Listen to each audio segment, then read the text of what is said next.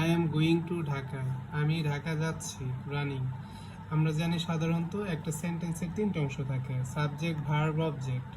Subject হচ্ছে যাকে উদ্দেশ্য করে বাক্য গঠিত হয়, আর ভার্ব হচ্ছে যে ওয়ার্ড বা শব্দ দ্বারা কোনো কিছু করা বা হওয়া বোঝায়, আর অবজেক্ট হচ্ছে মেন ভার্বের পরের অংশকে সাধারণত অবজেক্ট বলে সাধারণ অর্থে।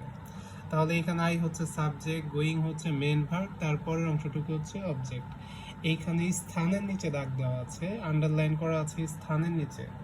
যদি কোনো স্থান বা জায়গার নিচে দাগ দেওয়া থাকে তাহলে আমাকে হোয়ার দিয়ে কোশ্চেন করতে হবে, কারণ হোয়ার শব্দের অর্থ হচ্ছে কোথায়। তাহলে সে কোথায় যাচ্ছে, তাহলে হচ্ছে হোয়ার are you going to.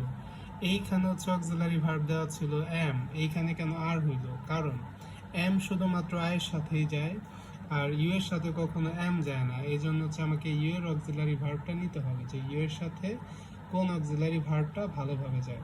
So M তো এখানে আমরা ইউজ করতে পারবো না, কারণ আই থাকলে সেন্টেন্সে প্রশ্ন করার সময় ইউ হয়ে যাবে। তারপরে যা আছে তাই আমরা দেখে দেখে লিখব। আর প্রশ্ন তৈরি করার সহজ একটা স্ট্রাকচার হচ্ছে ডাব্লিউএস ওয়ার্ড প্লাস হচ্ছে auxiliary verb plus subject plus হচ্ছে মেন ভার্ব। এরপরে বাকি অংশ যা থাকবে লিখে শেষে আমাকে প্রশ্নবোধক চিহ্ন ব্যবহার করতে হবে।